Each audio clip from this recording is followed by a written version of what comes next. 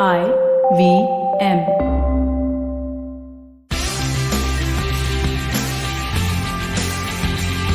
Cruelty, insanity, desertion, adultery, leprosy, sexually transmitted diseases, religious conversions. What are we talking about? Love, marriage, and divorce, of course. Welcome to the show, The Longest Constitution, where we wade into the depths of our constitution to figure out how it is designed to transform our everyday lives. In the first episode, we are looking at sex and relationships around sex, from sex work to pornography to marriage. In the past episodes, we saw how divorce in the Hindu Marriage Act is anti-freedom, how it is fault-based, and that the act works towards preserving the institution of marriage rather than the sanity or happiness of those in it. And this single act governs unfairly Buddhists, Jains, Sikhs. And we will take this up later, but for now, what if you don't belong to any of these religions or faiths? Then what happens? And that tells us that while the Constitution grants us equality, irrespective of whether we are women, men, or transgender, religions don't. Religions grant men more rights than women, and obviously because they are literally man-made, made by men for men, and that's how I see it. And so scores of men and women have discovered that although they are equal citizens of this country, their religion and gender makes them unequal. Today's starting and startling story is about one Narasu Appamalli. In 1946, the Bombay Prevention of Hindu Bigamous Marriage Act was passed, which abolished bigamy for Hindus. And what's that? That's the act of marrying two women. That is, a man marrying two women. But the act was to regulate Hindus and not Muslims. Now, one Hindu man, Narasu Appa, felt that as a Hindu, he was being discriminated against. So this man argues in court, hey, my Muslim friends can have 4 wives, but me, just 1. Woohoo, life is so unfair. What he didn't ask was, why can't everyone have 2 spouses? And that would be genuinely egalitarian. So, it was equality amongst men, he argued, that as a Hindu, he was actually losing out from the presumably delightful prospect of having 2 wives. The court did not accept the argument and upheld the validity of the law. So under Article 13 of the Indian Constitution, whatever is inconsistent with the Constitution will be held void.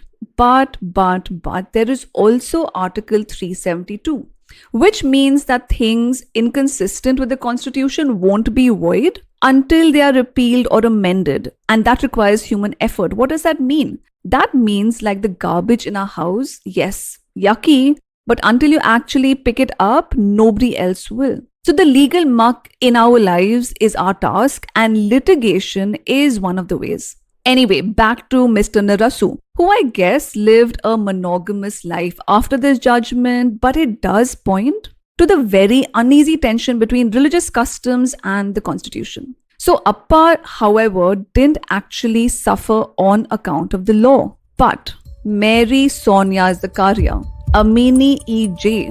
and Mrs. Agnes did. Who are these women? These were Christian women who had cruel Christian husbands who deserted them, insulted them, and why would anybody want to stay married to such creatures? Now, Christian marriage divorce is governed by Christian family law, and that's the Christian Marriage Act of 1872 and the India Divorce Act of 1869, which stayed in place till 2001. And certain sections of these acts let the husband file a divorce if the wife committed adultery, but a Christian woman had to prove aggravated adultery. Now, what's aggravated adultery? That's adultery as well as something else like incest, bestiality, or cruelty. In 1995, Mary and Amini challenged Section 10 of the India Divorce Act, and they said all other Indian women of other religions, other than Christianity of course, are entitled to get a divorce just on the grounds of cruelty or desertion, but not them. These sections, along with others of Christian family law, were challenged in court on the ground that they were incompatible with the Constitution. And this was a case argued by the great Indira Jaising, and we will meet her again. And what she asked was that why do Christian women have this burden to prove, like incestuous adultery? What? So it's not enough that the husband is sleeping around, it has to be incestuous adultery. Jesus Christ. So how many rights one has depends on which religion one is regulated with. And that is a huge obstacle clearly. And women are unequal because religions are unequal. And everybody wants a better deal. The constitution is exactly about getting a better deal than the one you were born into. And equality is about comparison. So compare, it's constitutional.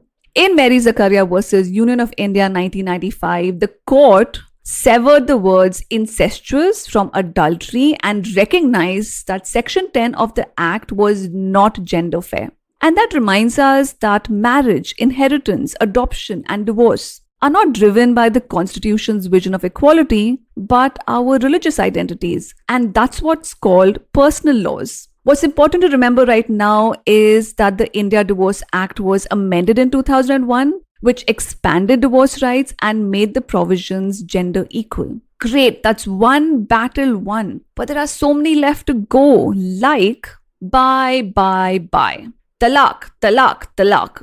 Whoa, what's going on? Instant coffee is excellent, but instant divorce, not so sure. So let me add, instant talaq is unilateral and extrajudicial. And is it surprising that this right lies solely with the man under Islamic law? Just reminds me that religions are actually made by men for men. So while there are 3 kinds of talaq in Islamic law, and there are 2 other kinds of divorce like khula, that's divorce initiated by the wife, then there's mubarat, that's divorce by mutual consent. This petition filed in 2017 by Shaira Bano, not the actress, not Mrs. Dilip Kumar, challenged the constitutionality of instant triple talaq, and that's called talaq-e-bidat. And she argued that it violates her fundamental rights under the Indian Constitution. And so Indira Jai Singh argued in the Supreme Court that all religious laws should in fact be subjected to the Constitution's vision, and that it made no sense that under Islamic law, a man could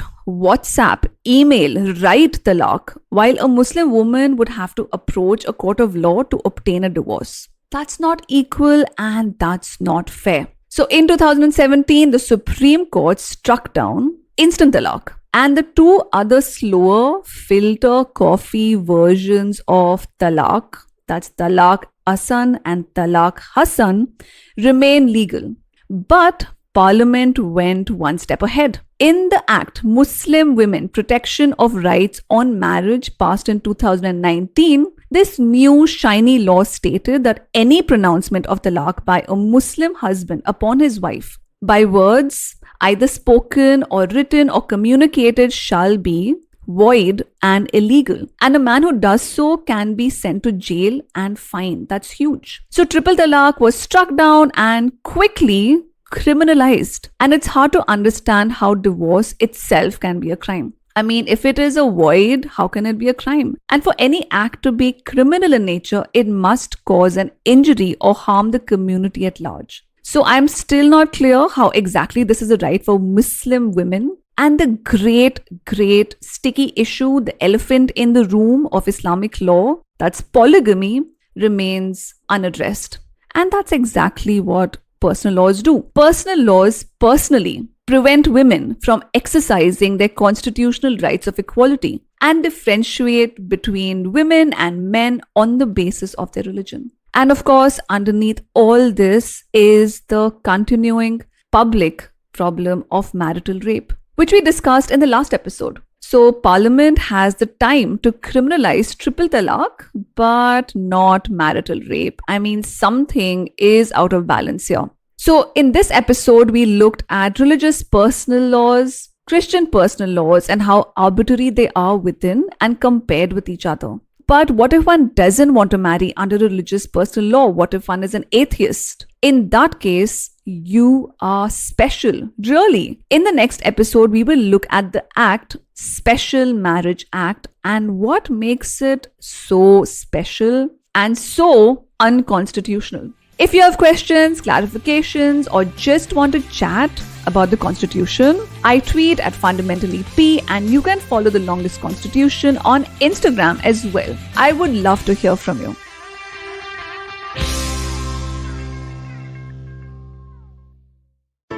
Hello, everybody. It's been another great week on the IVM Podcasting Network. On Advertising is Dead, Varun speaks to the co-founders of Deserve, Sahil Contractor and Sandeep Jethwani about their business model, their experiences in the investment space, and how the consumer's point of view on money has evolved. On the Wire Talk, Siddharth's in conversation with Srinivas Kodali, an independent researcher and civic hacker, about Aadhaar. On Marathi Kirkitun, Dr. Rajiv and Manik Deshmukh pay homage to the late Ratnakar Matkari by exploring his literary journey. On GBCD, Farhad and Sunitro share their favorite queer icons. And on Cyrus Says, Anjala Taneja, head of advocacy at Oxfam India, talks to Cyrus about the disparities in vaccine distribution. Do follow us on social media. We're IVM Podcast on Twitter, Facebook, Instagram, and LinkedIn. And remember, if you enjoyed this show, or any of our other shows for that matter, please do tell a friend. We appreciate the word of mouth. And finally, we'd like to thank the sponsors on our network this week: Cred, Bank of Baroda Quarter, CoinSwitch Kuber, Slay Coffee, Intel, and Kotak Mahindra Bank. Thank you so much for making this possible. Do you wonder why China does the things that it does? Or want to know how we could improve online privacy? Or perhaps you're thinking about how we can kickstart India's economy.